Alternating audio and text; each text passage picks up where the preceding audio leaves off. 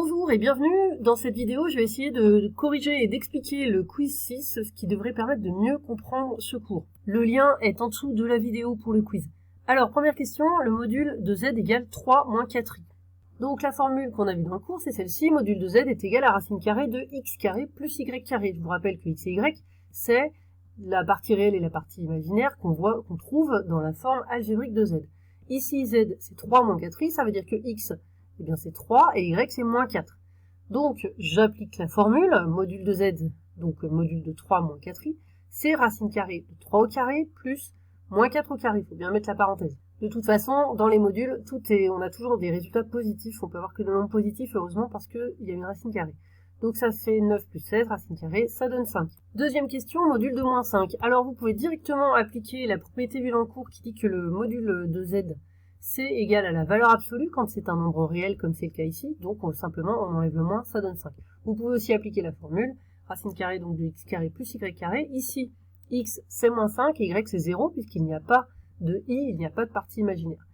Donc voilà, j'ai détaillé le calcul, mais voilà, finalement, vous voyez, racine de 25, ça fait 5, c'est quand même plus rapide de réaliser que c'est la valeur absolue. Troisième question, l'argument de z est égal à 2i.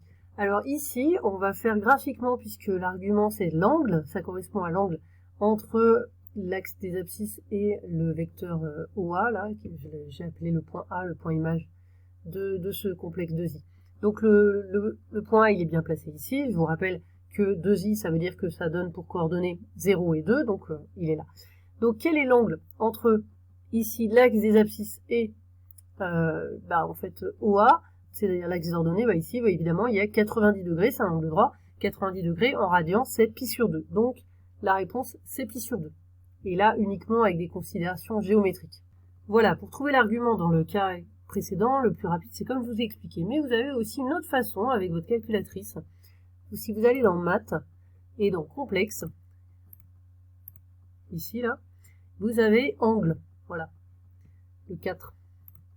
Et donc, en fait, angle, ça va vous donner l'argument. Donc, si je demande l'argument de 2i, je vous rappelle que le i, il est ici en bleu, eh bien, ça donne pi sur 2.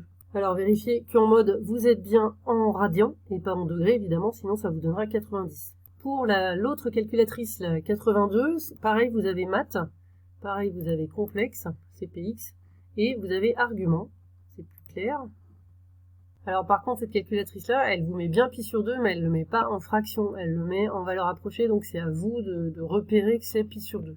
Bon, vous verrez, dans les possibilités qu'on a comme angle, ce sera toujours du type pi sur 4, pi sur 3, pi sur 6, pi sur 2. C'est vrai que pour la Texas Instruments 82, peut-être que là je suis repassée en degrés, c'est vrai que c'est quand même plus clair, même si après on vous demande d'écrire en radian. 90 degrés, c'est plus clair que pi sur 2. Quatrième question, donc on donne le module et l'argument d'un nombre complexe, il faut trouver sa forme algébrique. Alors je vous rappelle que la forme trigonométrique, donc avec le module et l'argument, c'est r fois cosinus θ plus i sinus θ.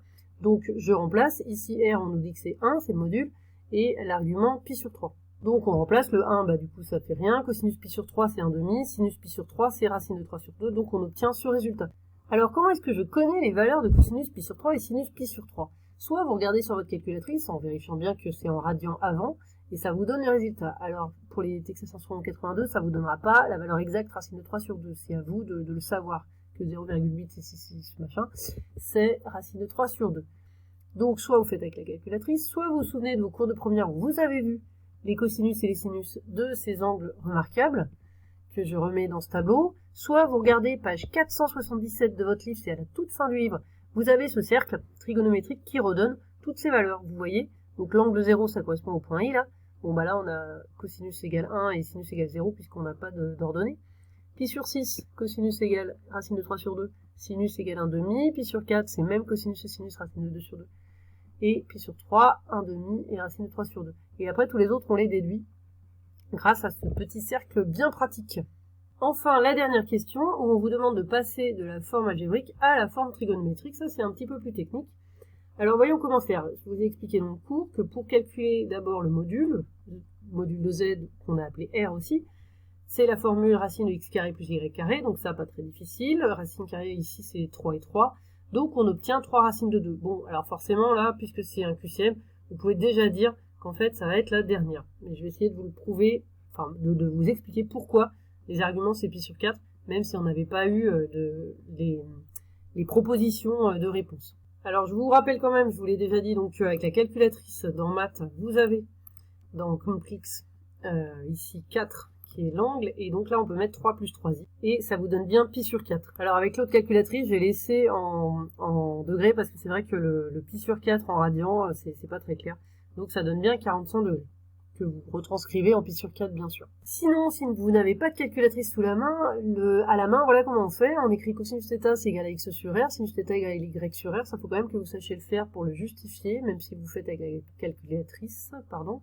Donc j'ai fait le calcul pour, puisque c'est les deux mêmes en fait, 3 sur 3 racine de 2, le 3 s'en va, et en fait une racine carrée au dénominateur, on ne la laisse jamais. On multiplie en haut et en bas par la même racine carrée pour que en bas, la racine carrée s'en aille. Donc on obtient racine de 2 sur 2 pour les deux. Et là, racine de 2 sur 2, ça fait tilt. Vous pouvez reprendre le tableau juste avant, ou ce cercle, racine de 2 sur 2, racine de 2 sur 2, à la fois en cosinus et en sinus, et bien comme angle, ça nous donne bien pi sur 4.